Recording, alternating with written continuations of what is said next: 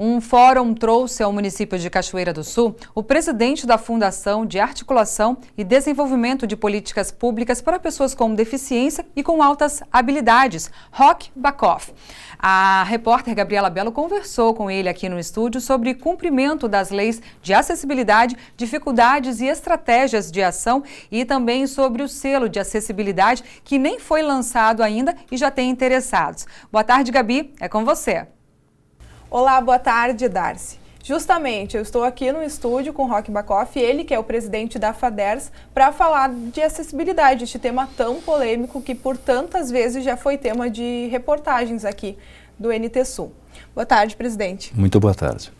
Quantos municípios já aderiram e já têm interesse ao selo de acessibilidade? O selo é uma proposta que nós lançamos no início desse ano. Nesta fase ainda ele está na etapa da construção dos parâmetros, dos requisitos, e a partir disso ele vai ser disponibilizado aos municípios. Ele valerá em todo o território gaúcho, rio-grandense. Pretendemos que os 495 municípios façam a adesão, e ele prevê 3 níveis. Tem um selo bronze, que atenta para as condições mínimas de acessibilidade, um selo prata, onde o espaço ou o equipamento o prédio já tem atentado para requisitos mais evoluídos, e ele chega à condição ouro, que seria aquele espaço, equipamento ou o propósito do espaço que tenha atingido todas as condições que prevê a acessibilidade. Então, deve demorar mais ainda uns 40 dias por aí, para que a gente libere ele para que os municípios possam fazer a adesão. Mas já existe um bom número de municípios que só o fato de saberem que o selo vai ser lançado, já manifestam a sua motivação em adotá-lo, inclusive para que ele seja um parâmetro mínimo para a liberação de um alvará para o funcionamento de um novo estabelecimento comercial, industrial, assim vai. Ou seja, os municípios percebem que a existência desses parâmetros é fundamental até para que a atividade seja lá prestada, desenvolvida. Como que surgiu esse selo e como que na prática ele vai funcionar? Primeiro, ele tem uma premissa anterior. Nós entendemos na FADERS, que é o órgão gestor estadual da política pública voltado para a acessibilidade e para a inclusão, nós entendemos que a sociedade precisa ser alertada, os conceitos precisam estar presentes. O conceito do porquê a acessibilidade é um valor que temos que praticar em toda a coletividade e por que a inclusão não é um favor e sim uma razão de convivência em sociedade. Então, a missão que nós temos, que nós desenvolvemos enquanto órgão do Estado, percorrendo o Estado do Rio Grande do Sul, e esse sentido, inclusive nossa presença hoje aqui em Cachoeira do Sul, está em colocar os temas para a compreensão da sociedade. Um dos temas, quando a gente fala em acessibilidade, nós temos que falar na existência de barreiras na sociedade. Barreiras. Essas barreiras, elas podem ser barreiras metodológicas, elas podem ser barreiras programáticas, elas podem ser comunicacional e elas também podem ser barreiras no sentido arquitetônico. E existe uma outra barreira que precede a todas elas, que tem a ver com a mensagem que nós estamos colocando aqui agora, que é a barreira atitudinal. A sociedade precisa entender para assumir atitudes. O selo, ele na verdade é a proposição de parâmetros para serem entendidos. São uma série de quesitos. Presidente, o senhor falou sobre barreiras. Hoje, por exemplo, se a gente disponibilizasse colocar no lugar de um cadeirante, por exemplo, inúmeras seriam as barreiras, principalmente rampas de acesso, dificuldade para entrar em algum estabelecimento comercial, por exemplo. A FADERS tem uma prática, coloca este desafio para quem vai até lá, Sim. Né? E exatamente para que as pessoas percebam que a primeira barreira é atitudinal, é nós compreendermos. As outras estão no meio em que vivemos. Então, sim, nós temos uma capacitação que nós chamamos de abordagem com cidadania, que convida as pessoas a perceberem como se reflete na vida de uma pessoa com deficiência visual, uma pessoa cega, de que forma os elementos, as estruturas das nossas cidades são às vezes desafiadoras para a pessoa percorrer. Da mesma maneira, para um cadeirante, as outras barreiras que existem. Mas um detalhe que é importante assim, destacar. Aquela pessoa que está nos assistindo agora aqui, né? Veja como é que está a calçada na frente da casa dela. Nós temos feito um trabalho muito forte e nesse encontro nesse fórum, hoje foi uma das abordagens, foram mostrar imagens de várias cidades, mostrando circunstâncias que a pessoa que anda com naturalidade ou que enxerga, às vezes não se desperta para perceber como ela está impossibilitando a vida, a caminhada, o percurso dos demais. Exemplo, quando as calçadas das nossas casas estão com algum tipo de imperfeição, nós não estamos só correndo risco e afetando a vida das pessoas com deficiência. Essa mensagem é importante nós colocarmos. A acessibilidade não se manifesta na vida só da pessoa com deficiência. Ela se manifesta na vida de uma senhora que está grávida. Uma gestante não tem a mesma mobilidade de quando ela não estava sob a condição da gestação. Portanto, se reflete na vida dela. Quando nós estamos transportando um carrinho com um bebê, as pessoas, é importante elas terem em conta que quando elas estão descendo as calçadas onde é que não tem o rebaixo do meio-fio, ou quando elas estão subindo, descendo escadas com o carrinho, elas estão fazendo movimentos, e às vezes solavancos, que podem ter repercussão encéfalo-craniana sobre aquela criança. Quando uma pessoa obesa se desloca pela cidade, ela enfrenta as barreiras e se manifestam profundamente na vida dela. E tem um outro chamamento que a gente tem feito, por que nós temos que preparar o mundo que nós queremos viver, o mundo que todos nós queremos viver. Nós estamos envelhecendo, cada vez mais a longevidade está presente na vida das pessoas. E quando nós envelhecemos, nós temos perdas ou a acuidade visual diminui, tá? Nós vamos ficar com menos mobilidade para se deslocar. Então, na realidade, nós estamos falando de todo esse conjunto de pessoas que compõem uma coletividade e também as pessoas com deficiência. Então, não há que se falar que a acessibilidade é para as pessoas com deficiência.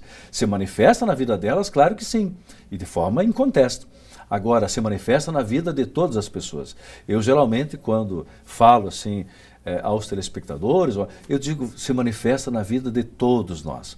E por isso, não só a acessibilidade arquitetônica, lá nas ruas, né, os rebaixos nas calçadas, mas a atitudinal, que é aquela, não adianta eu ter um estacionamento demarcado ali a vaga, se a pessoa que não tem essa necessidade vai usar aquela vaga.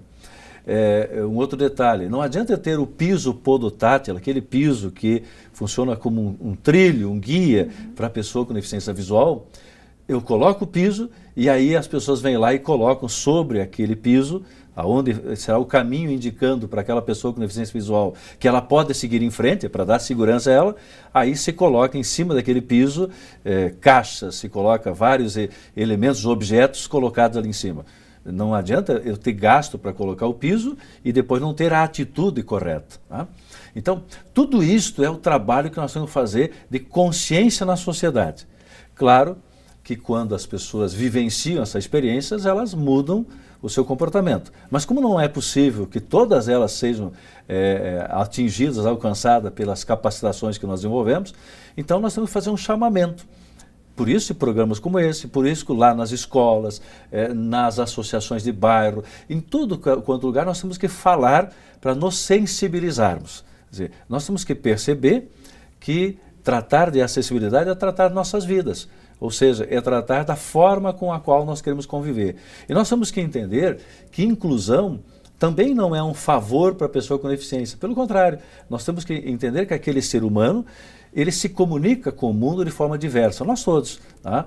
Alguns de nós o fazem ouvindo e, portanto, falando, outros fazem visualizando, outros não, mas cada um de nós tem algo a trocar com os demais seres. Esta é a razão da convivência no mundo. Nós existimos para que sejamos beneficiados por convivermos. E nós, então, convivemos quando nós reconhecemos no outro ser humano que ele busca as mesmas coisas que eu, embora eu já fui cadeirante, eu tive um período em cadeira de rodas. Tá? Eu não deixei de buscar as mesmas coisas que os outros porque eu estava em cadeira de rodas. Apenas as barreiras me desafiavam mais. Quanto mais elas foram minimizadas, mais eu pude também me relacionar com o mundo. Então esse é o nosso desafio, é evoluir consciência da sociedade. E foi esse fato que fez com que o senhor presidisse a Fundação? De certa forma, isso mudou a minha vida também. Mas a minha forma de entender o mundo já vinha de fatos anteriores. Eu valorizo todas as formas de vida, eu entendo que a questão do meio ambiente, dos animais, eu procuro ver o mundo de forma holística, mas evidentemente isso me fortalece muito mais para entender o mundo com os demais humanos que somos todos nós. Isso tudo que a gente falou de calçadas rebaixadas, o piso específico, né, para deficientes visuais, isso é lei no Brasil, porém a gente não tem aqui, por exemplo, na rua 7 de setembro, onde fica o estúdio da TV Novo Tempo, só tem um local em frente à Caixa Econômica Federal que tem o piso. De que forma o Ministério Público deveria estar cobrando isso? Nós temos que pensar o seguinte, Cachoeira, hoje de manhã ainda eu tive essa informação, ela está chegando a 200 anos. Então ela é uma sociedade que se estruturou ausente desses conceitos. Nós não tínhamos presente esses princípios nas nossas vidas. Quando um prédio era projetado, não era por maldade dos engenheiros, dos arquitetos, que eles faziam com escadas, lances de escadas, às vezes até altos, portas estreitas, não era por isso. É que não estava na compreensão dele, na concepção dele, de que deveria fazer um prédio com essas condições. Quer ver um exemplo bem simples para o telespectador agora? Quando ele foi comprar a maçaneta da porta da casa dele, ou a torneira da pia que ele está usando, ele comprou uma torneira longitudinal, um cabo que ele facilmente, com o braço, mesmo que tivesse amputado o braço, ele consegue abrir, ou ele comprou uma torneira redonda, ou uma maçaneta da porta redonda. Provavelmente ele comprou uma maçaneta da porta redonda. Quando ele vai envelhecer, ou cada vez mais que nós estamos usando hoje os recursos e o manuseio de teclados, nós estamos tendo tendinite, dificuldades com os nossos mãos, mais do que nunca vai se perceber que ali está uma barreira que nós mesmos estamos criando contra nós mesmos. Então, ele fez isso para si próprio, por maldade? Não, porque não conhecia, não tinha esse entendimento. Então, o nosso desafio, repito em dizer, é nós nos conscientizarmos que nós estamos construindo o mundo que queremos viver. E esse mundo que nós queremos viver é um mundo com acessibilidade nas calçadas, com as nossas residências preparadas para nós envelhecermos e podermos usufruir bem delas. Quer dizer, e principalmente isso se muda na medida que nós mudamos a compreensão das relações. Por isso que barreiras atitudinais precisam ser ultrapassadas e a acessibilidade atitudinal precisa ser assumida por nós. E ela é uma questão de cultura, de comportamento. Essa atividade, como aconteceu em Cachoeira do Sul, o fórum, como o senhor falou, é um momento de discussão e debate que também acontece em diversos locais. De que forma que o senhor sai de Cachoeira do Sul? Nós tratamos dois temas. Nós tratamos o tema acessibilidade arquitetônica, muitos engenheiros, arquitetos, inclusive da prefeitura presentes lá conosco, e no outro período tratamos a questão do autismo. E em ambos os casos eu fiz exatamente esse chamamento, que saímos daqui com maior número de pessoas capazes de iluminar com informações a si próprio, ampliar o seu conhecimento e se prepararem para agir de forma concreta, mas também capacitando a transformar a sociedade com informação. Este programa e a oportunidade que estamos aqui tem também essa dimensão. Então, saio sim feliz, porque a cada novo encontro, mais pessoas alcançam a compreensão sobre esse tema e se entendem como protagonista da transformação das suas vidas e da vida das suas comunidades. Também, presidente, quero agradecer a presença do senhor falando deste tema tão importante, acessibilidade aqui no estúdio conosco. Muito obrigada pela participação. Muito obrigado também. Sucesso a todos nós. Tá bom. Darcy, então voltamos contigo. Recebemos aqui Roque Bacoff, ele que é presidente da FADERS e esteve em Cachoeira do Sul fazendo essa discussão, como falou ele, acessibilidade também sobre o autismo. Isso aí, importantíssimo tema, por sinal. Obrigada, Gabi, e também o Roque pela disponibilidade em trazer esse tema tão importante a todos nós.